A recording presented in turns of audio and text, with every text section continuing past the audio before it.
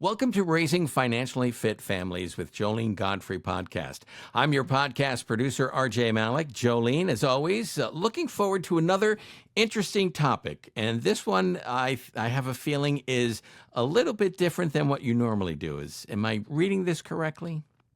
Well, I think it's all on one big theme around financially fit families for sure. Okay. But you're right, this is a little different. And it is a story I heard sitting in my dentist's chair not too long ago. And though I could not engage in that conversation easily, I really was eager to get the conversation again here. So it's a replay of one I wanted to be involved with. So here we are. All right. Introduce your guest then. Dr. Drew, thank you for joining me. I heard you tell a story that I found riveting, and I would have found riveting even if I were not pinned to the dentist chair and had no choice at the moment. So I'm really delighted you came back. And for the listener, I just want to say I think that one of the things we don't pay attention to enough in the family experience is kind of formal attention to what it means to have rites of passage for children and families. And I think, I don't know how you and I got on the topic, but somehow we did.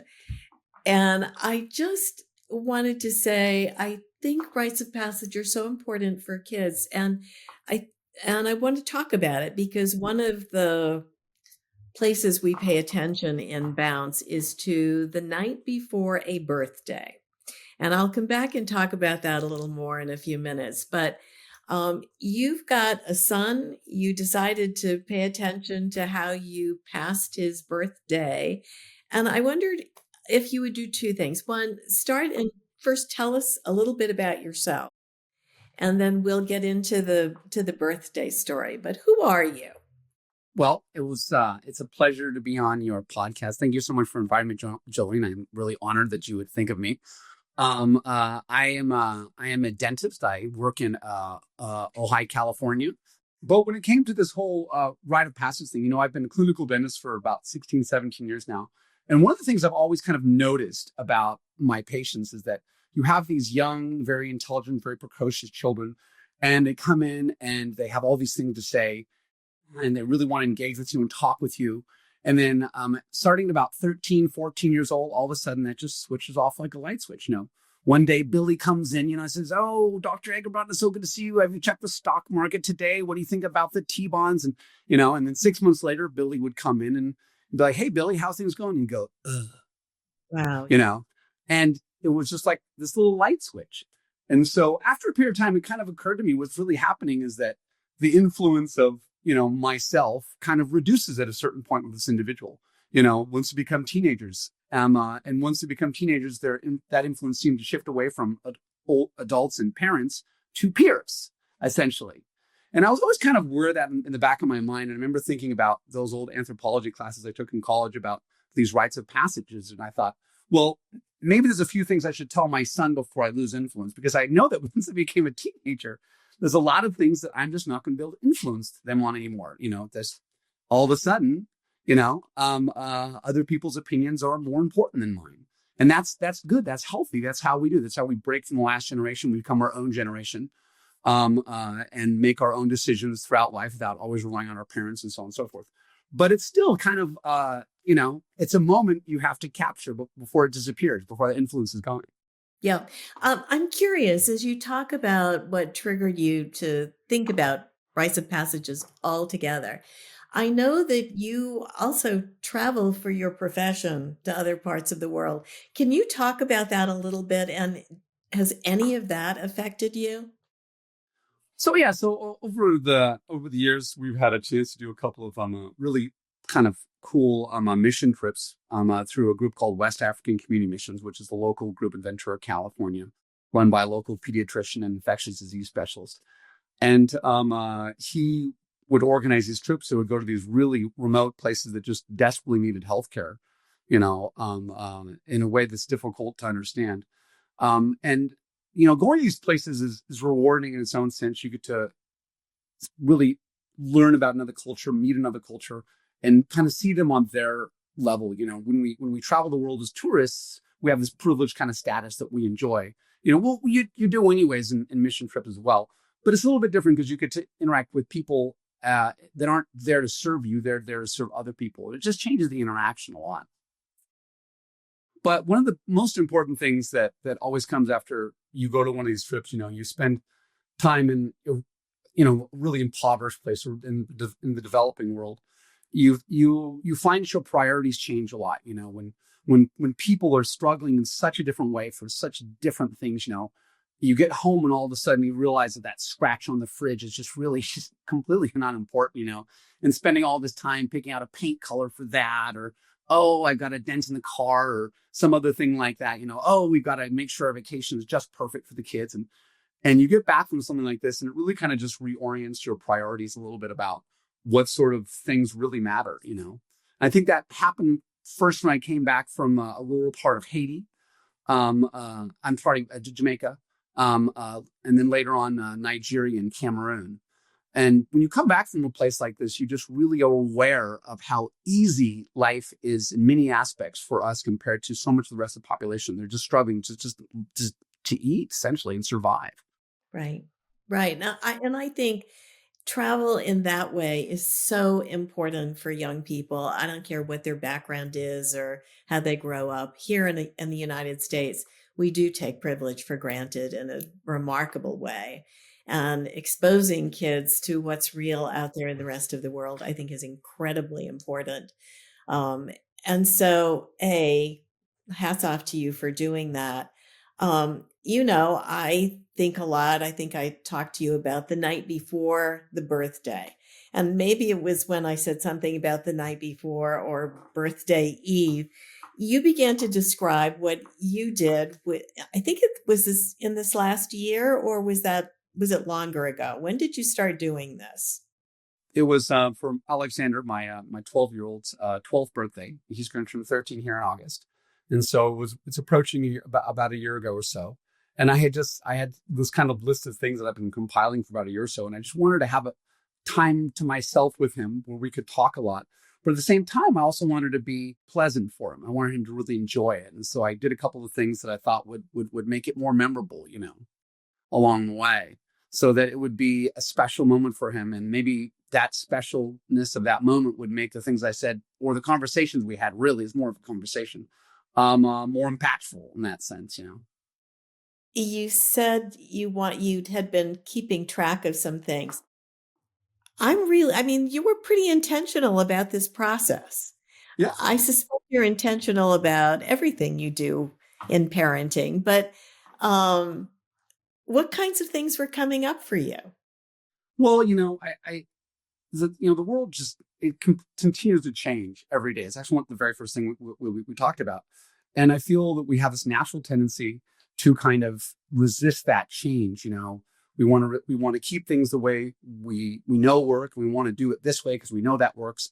And so we're hesitant to change the way we do things, including parenting. And so a lot of us mostly, I think, we have this tendency to say, well, I'm going to raise my kids the way I was raised. But the problem is the world is so much different than that. Pornography is a great example. When I was exposed to pornography in my teenage years, it's basically looking at full frontal nudity in magazines. That's what I got. Right. And nowadays, the pornography experience of children is much, much more graphic. It's much less like real sex. And it's in video form. And it's also available at a much easier age and much more conveniently. When I was young, there was a store in Yakima called the Yakima Bookstore. And it was in the seediest part of town, just really seedy, And you'd see people walk into that and you think, oh my gosh, what kind of a person gets to a point in their life and they walk into that store? And that was a pornography store. And nowadays, of course, it's so available, so easy to get to. Right. And so because of things like that, we can't do things for our children the way our parents did them because those sort of tools aren't effective. You can't talk about pornography in the same way because pornography is very difficult to get back. And now it just pops up on your phone. For most young men, it pops up automatically in their emails constantly. And unless you go to great effort to divert that, pornography just hits you in the face all the time. Wow. That's a very hard thing for a parent to defend against. When you brought up to Alexander that you were going to do something on his birthday, how did you present it and how did he take it? Well, it kind of went like this. I had this little plan of things I wanted to talk to. And I just put it in the calendar, and I told my wife, I'm going to take Alexander for the day. And she said, that's great. And so we got up, I just told him, like, you and I are going to have a daddy Sunday, he says, what are we going to do? It's like, you'll find out. And I was kind of, I was very, non-disclosing on what we were going to do. I made it very kind of secretive almost, I wanted it to be a surprise, I told him, bring some sunblock or whatever. I got him up early in the morning, about 6 o'clock in the morning, and we got in my old beat up pickup truck. And we drove to the coffee shop. I got some donuts, and I got 2 cups of coffee, one for me, one for him, black coffee. And I said, you want some coffee? And I let him have a cup of coffee. I don't think he'd ever had coffee before, He said, it tasted bad. And I said, well, drink it anyways. He did. Which probably had a pretty significant effect on him, because the first time you have caffeine, you really feel it. Yeah, right. And then we drove up into the hills outside of Ojai, into a little canyon called Apache Canyon, which is a kind of this dry riverbed that gets washed out every year with the rains. And so you can drive your trucks and vehicles along there, and it doesn't really damage anything. You can just go back and do that every year. And we kind of got to that part here. And then on the drive, we were already starting to talk about these sort of things. And then, we got off onto the dirt there, and I got out of the truck, and I scooched over to the passenger seat and had him get in the truck. And I let him drive down this little kind of patch of the river bottom there in low range, which means the top speed about 10 miles an hour or so, And so he got to have this privilege, of being able to drive a motor vehicle, do a very adult thing. And he was tickled to death by it. He loved it. He had this privilege of having some coffee, which is a very adult thing. And then, and have this time alone with just his father, without his brothers there, without other friends there, without even mom there, and that created kind of a special moment for him to, where we were really, really able to talk at that point. There was no interruptions whatsoever, Right. Yeah. You didn't have the phone to compete with. No, there's actually no cell phone service out there. That's right. Oh my God. Of course, we can all search on our phones off anytime we wish. We rarely do. Fascinating. Oh my God. Do you think he was surprised? I mean, it sounds, or is this such a normal part of your life? Wasn't a big deal. It was a little bit of surprise for him because, one, he got to do things he wasn't really able to do before. But also it was just, it's so rare for us to have a long period of time to talk to any one person. I mean, kind of really ever, I mean, every once in a while you're on a plane, you get to talk to someone, or maybe a long car drive or something like that.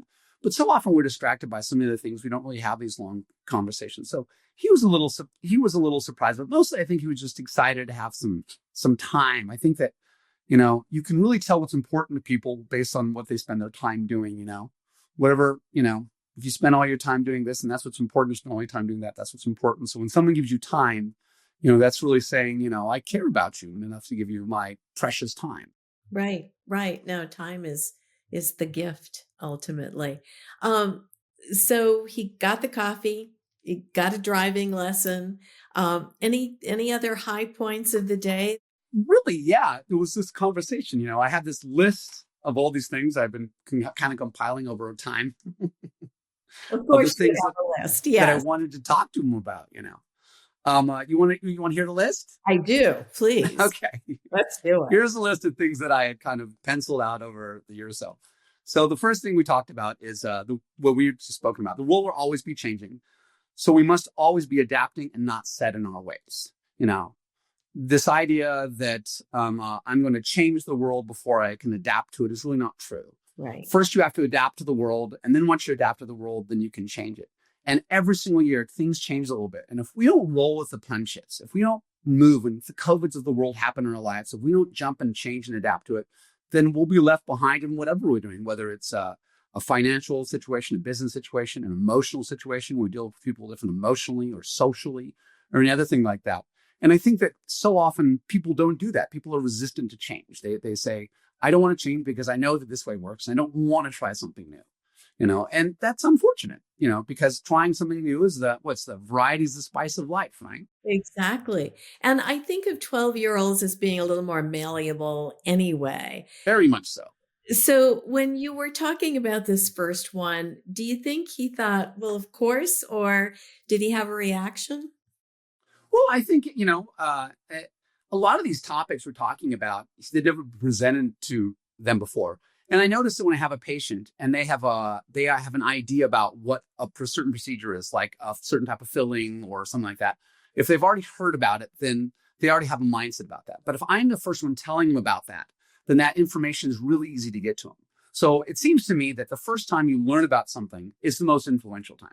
And so if you can talk about something like the pornography thing, and you're the first one to talk about it, that opinion is the biggest. Once you make your mind up about something, that this is how this system works, this is how the world works in this way, it's very hard to change someone's mind. And so that first presentation information, I think, is really important. And because most of these topics in my long list here, he had never been presented to before, there was no resistance really, because he didn't have anything to disagree with that. No one ever said to him, never change, stay the way you are your whole life. And so he didn't have anything to push back against. And so I think he accepted that, at least that particular one, automatically. What I love about this is I'm constantly saying to families, look, the parental voice is harder to hear these days. The competition that parents have with the devices and the peers and the social media and all of that mean that the power of that voice isn't what it used to be. And so I think what you're talking about is so important. First messaging is key. And taking time to go physically someplace so it's coming in without competition. That's an extraordinary piece. So go on to your next one, because I love this. Well, that was one. Roll the punches, right? I mean, we all know. The next one was we have to have a healthy, moderate relationship with anything that makes us feel good, whether it's drugs, sex, gambling, gaming, people, masturbation, pastimes, whatever it is, you've got to have a healthy relationship. If you love skiing so much and you change your entire life so that all you do is ski, is that really the best way of living your life? There's so many other parts of life. And when one part of your life takes over your life and takes away from everything else, that's kind of what I think is being like an addiction. When alcohol becomes a priority of your life, alcoholics make sure that their alcohol happens first and they begin changing their life so that they can always have the alcohol they need it. People that have gaming addictions do the same thing. They make sure that when they vacation, when they do this, when that, they always have access to their gaming, because that's the most important thing. And if we don't have healthy relationships with any of these sort of things that make us feel good, anything that releases dopamine, anything that gives us pleasure, food, people have poor, unhealthy relationships with food, obviously pornography, obviously gambling, all the sort of things we become addicted to, all kind of do the same thing. They give us pleasure. They release dopamine, right? And if we're always going back for that dopamine hit, then it can take control over us. And that's where we have to have that healthy relationship, Wow. Oh, good second theme. Oh my God. Thank you. No, this is terrific. Was he asking questions as you were doing anything, or was he just taking it in? Yeah, no, I mean, I have about 10 of these and we talked for about, oh my God, we left at like 6 a.m. We didn't get back till like 7 p.m. So we talked we talked for 12 or 13 hours, and every single one of these questions was like an hour conversation. Part of that is I can talk until I'm blue in the face. I know that. Yeah. But he's a little like me in that sense. He can talk all the time too, so it helped. But no, each of these conversations, we had a long one, is because we went through examples and say, what's something that gives you a lot of pleasure that you have to worry about? And so we, as a family, we like to go-karting, right? It's one of the things we really like to do as a family, right? We go down to the go-kart track and race the little go-karts around. And he says, well, I find that if I go-kart once every so often, I really like it. But when we go-kart every weekend for like 3 weeks in a row, I'm not that excited about it after that third week, And we talked something about skiing. Like the beginning of the ski season, I'm so excited. I'm going to ski all the time. But by the time it's like, oh, we're going that last ski trip in the week, I'm like, okay, that sounds fun. I'll do that. But it's not like the first time, right? That first ski season of the year, that first time you strap on your boots is so exciting, but it kind of trickles out over time. And you have to moderate the amount that you do that, because it makes it less pleasurable, first off, if you do it all the time. But also it kind of becomes, it takes away from the else. There's only so much time that we have, Wow. And so he was able to come up with a couple examples in his life that kind of model that. We have kind of the screen thing is a little bit less of an issue in our family because we have come up with some maybe stricter rules about that. Our rules with screens is you can't, this kind of sounds kind of draconian, but you can't have a screen in front of you unless you have a friend, right? There's no solo screens. You have to have someone else to do it with. It has to be group activity. And that's true whether you're playing a video game or watching YouTube or watching a movie. That's kind of just the rule we've always had. And the nice thing about that rule is that it gives you something to push against. You see walk by and a kid, they're both watching TV. One kid gets up and leaves like, well, you got to turn the television off now. And then they go spend time together. Because, screens are another way of just releasing more dopamine. It's another thing that gives us pleasure. And if we're taking all this pleasure in by ourselves, then what's the difference between staring at YouTube by yourself and sitting in the corner of your closet, spooning ice cream into your mouth? It's the same thing. Right. If we're not using these times to spend time with the people we love and develop community and spend time with each other, then we're just kind of in the corner, eating ice cream by ourselves. Well, what I also love about that is you are not you're not punitively saying you can't do this or you can't do that. You are bringing up what is possible when you don't spend your whole life on the screen. And this notion of building community, which is, you going to work in Africa or you and Victoria working here in Ojai on some project together. You're really modeling this business of if you're just focused on your screens or skiing all the time or whatever, you don't even have the bandwidth to do community. That's the other message I think you're getting across.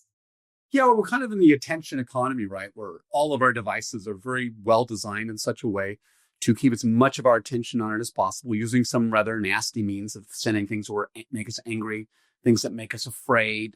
Things like that are going to keep our attention longer. And unfortunately, that has been a little bit too effective for the good of society, in my opinion. No. I think we spend far too much time on our screens. And when we're on the screens and we're by ourselves, we're really spending that time alone. And the idea that we have this online community, there is a benefit to online community. There's certain people that really derive a lot from that. Yeah. But at the end of the day, your Instagram friend probably can't pick you up when you have a flat tire. That's exactly right. Oh my God. So give me another piece on your list. Another one? All right. So kind of the same thing. We're going down this theme now. It is important that we make our relationships more important than ourselves, our opinions, or our goals. Societies that fail to do this fail, right? And so if as soon as we're looking in, if you walk into a mechanic's shop and that mechanic looks at you and says, I want to try to get as much money out of this person as possible. I'm going to put my needs in front of your needs. Then you're probably not going to have a very good experience and you're probably not going to want to go back to the mechanic. And that's true of all things. If you have a friend who only wants to interact with you in a way that benefits them instead of benefiting both of you, it's probably not a very good friend, fair weather friend, right? And so if we are making sure that our relationships are more important than our opinions and goals, then we can grow. I remember in the middle of, it was in the middle of COVID or something like that, I was having this argument with my mother. Right. And we had some differences with political things and we were getting a little hot about it. And at some point we stopped and we regrouped the next day. And I remember speaking to her, she mentioned to me, there are so many things that we agree on and just a few things we disagree on, right? We tend to focus on things we disagree on. But ultimately it comes down to this, is that my opinion about this political situation over here and your opinion about this political situation over here are less important than our relationship as mother and son, right? And if we agree that we keep this relationship the number one priority and not our opinions, then the relationship will grow and we can continue to be a good mother and son. And I think that actually breaks down a lot. I think a lot of times people do whatever benefits them the most instead of benefiting the people they love and care about, their family, their friends, their community, their coworkers. It sounds very kind of, I don't know, wooey, but at the same time, I think this is the real truth in that. And that phrase, the real truth, what you were doing with Alexander is sharing your truths. And I don't think there's anything more authentic than that. And it's the sort of thing kids really love. Drew, I could go through this whole list with you, and it would in fact take us the amount of time you took with your son, which is I mean, talk about modeling how to do it. And I'm betting that other people who hear this are going to want to know the rest of the list and how else you did. But instead, I think what I will say is please agree to come back multiple times for these conversations with me because I think they're really helpful. But I want to jump ahead to so you get home. What do you think his reaction was at the end of the day? What did he share with his mother and his sibling? Alexander and I, have a pretty good relationship, and we've had that for most of our lives. Of course, we have a lot of conflict, as all parents do with their children. But at the same time, there's kind of two different moments of interaction I have with Alexander. There's that moment when I am the parent and he's the kids, and we have different goals. Yeah, right. He wants this, and I want that, and we fight over power. And then there's the other moment where he and I are connected. When he or I on the same emotional scale, when he understands that we want to do the same thing, when we're mountain biking together, when we're in the middle of a project together, we decide we're going to put the tent together in the backyard, and where's the best place, but whatever it is. And when we're in that connected moment, things are going really well. And fortunately, this whole day was that second Alexander, where we're not competing as father and son. We are working towards the same goal together for a few minutes. And so I had a couple of rules, actually. And the first rule was you can't tell your brothers about this. Don't tell your brothers. Wow, good. Because I was hoping that if this was successful, that I could do this again with the other two brothers. Of course. We have 3 children, 8, 10, and 12. All boys, boy, oh boy, oh boy. And so I was hoping that as time goes by, if this was successful, I could do this with the other kids too. So I swore him to secrecy that he would not disclose what we did. Right. He didn't. He was good about that. And so he talked to my wife a little bit about it. But he didn't really talk to his brothers about it. It was a really positive experience for him because for the next few days, every single time I would put him to bed, he would, kind of lean over and whisper in my ear, "I had the best day, Dad. I had the best day." And that he's a little bit of a ham. So, he hams this stuff up a little bit. Right. But, no, he was genuine. He really had a wonderful day because he got to have this grown-up experience, this grown-up conversation. And it really was mostly fresh things that he hadn't received before. So he was open to them. He didn't have any barriers to that kind of information yet. And at the same time, we got to spend all this time together. So it was a very positive experience, and the fact that we all got to be in that connected way all day long was maybe a little bit of a coincidence. I'm not sure, but it worked well. So last question before we wrap it up. And boy, do I feel the parameters of a podcast now, which is annoying, but anything you would have done different? I can't think of anything, which sounds foolish because you never get it right the first time. Sure. Oh yeah, I would have brought some more food and water. I figured we'd do this for a couple of hours and come back. But we were out there and he didn't want to come back. And so we had a couple of bagels, and we ran on food at like noon. We stayed up like 6 more hours. We were pretty hungry by the time we got back. But we kind of didn't want to leave. We were enjoying ourselves. We could exploring little bits of this canyon, not getting out of the truck and walking around and stuff like that. So I would have brought better provisions. So great. I know I'm going to have listeners who say, I want to do that too. And certainly, particularly with a 12-year-old boy, you want as much food as you can carry out, I would think. Oh my God. I'm definitely having you back, Dr. Drew. This is amazing. So RJ, I guess we're wrapping it up, which makes me sad, but we'll be back. Well, it means people have something else to look forward to with your podcast. That's right. You gotta look on the positive side.